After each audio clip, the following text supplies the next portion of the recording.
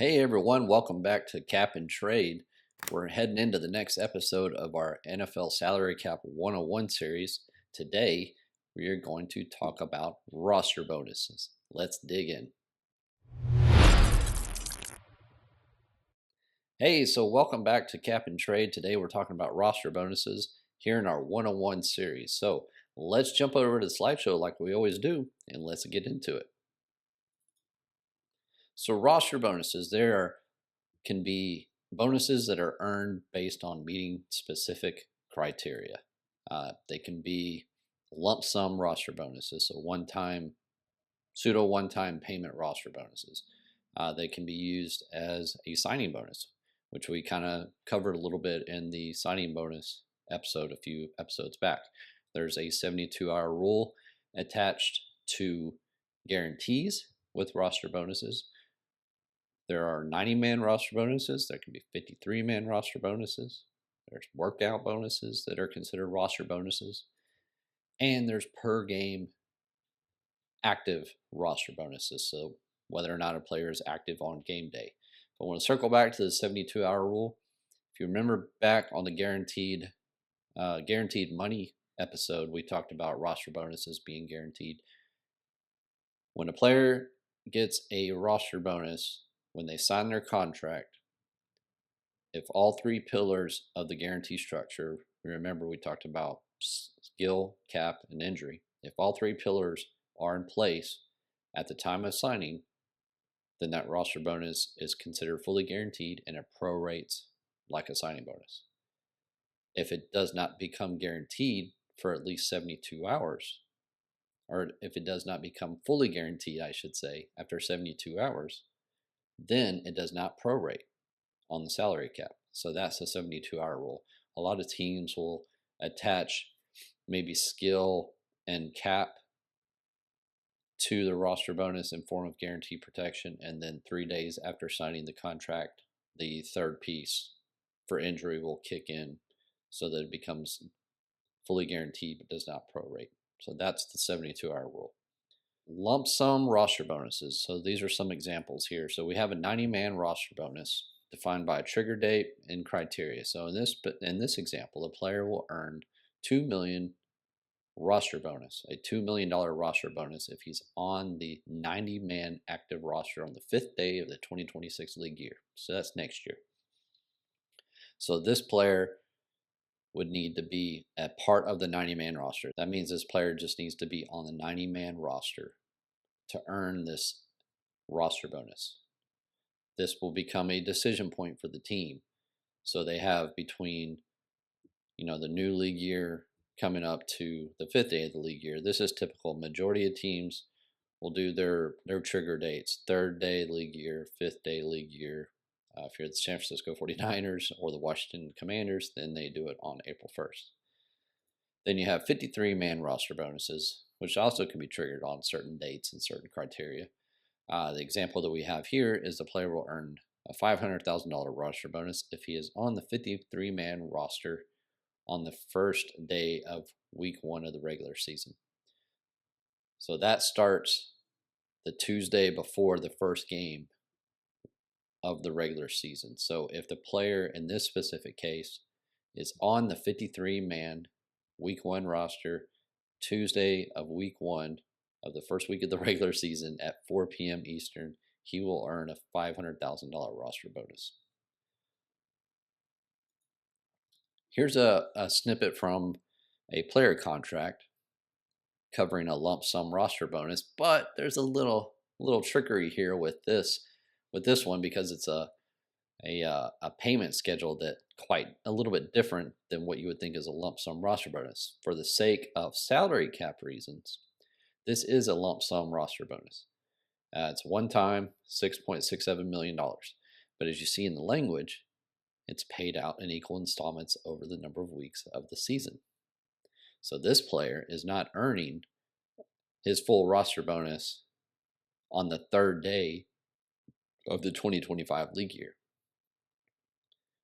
He is on the 3rd day of the 2025 league year. He has earned the right to earn that money, but it is not paid until the equal weeks over the regular season. So essentially, he's earning this money in equal installments in line with his additional base salary payment.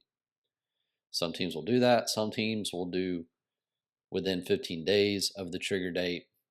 And then depending on the roster bonus, like we talked about with signing bonus, it could be paid out in full within 15 days. It could be installments, 2 or 3 different installment payments. This one, as we see, is paid out over the regular season. So just something a little bit different, but I just wanted you to kind of see what the language looks like in the player contract.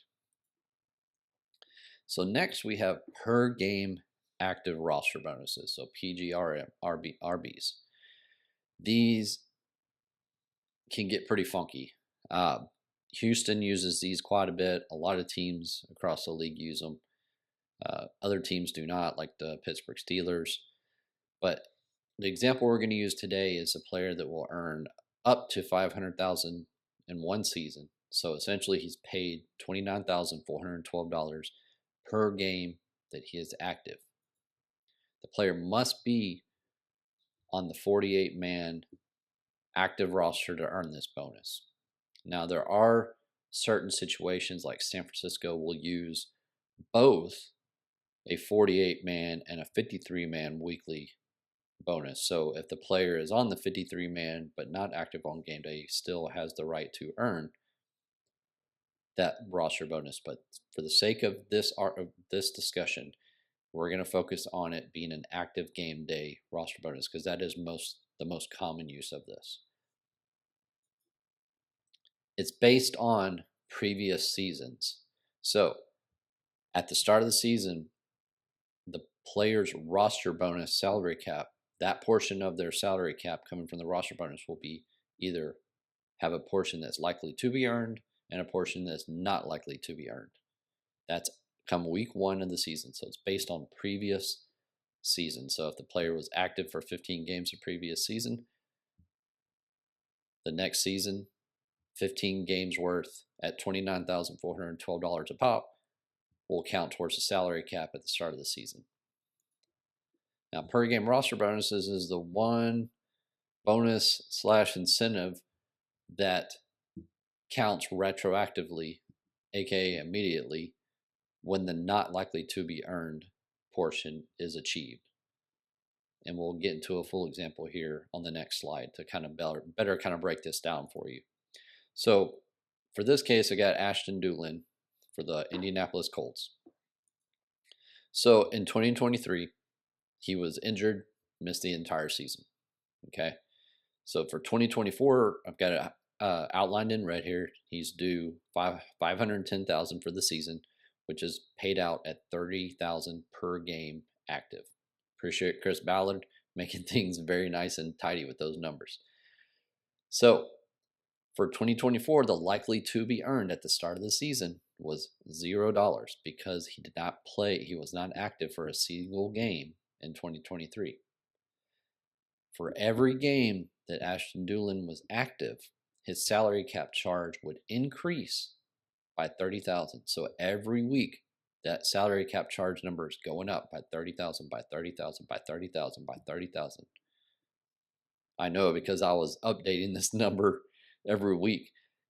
He ended up being active for 15 games. He missed the last 2 games of the season, so he ended up with a final salary cap charge from roster bonuses up that equaled $450,000. So that's where you have, if you add up the numbers, the $2.18 million, $1 million prorated, $500,000 one-time roster bonus, and $450,000 in per game roster bonuses. That's where you get the $4.13 million. So just keep that in mind. When you're looking at it over the cap, we put the full amount in the per game column, but it's calculated based on likely to be earned and not likely to be earned. So teams have to factor this in, have to keep this in mind, like especially with Ashton Dulin. When he started the season, his salary cap number was $3.68 million, but they had to consider and account for the fact that he could play all 17 games and all $510,000 will be reflective in his salary cap charge. So they have to make sure they leave room for those kind of situations, especially for teams like Houston Texans and the New England Patriots that use roster bonuses on almost all their veteran contracts. You have to keep that in mind at the end of the season of what the potential total salary cap hit could stem from that roster bonus.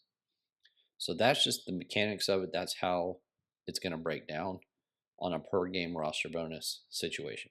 So that is the mechanics of the per game roster bonus. Hope that explanation kind of breaks it down for you and makes it a little bit easier to digest.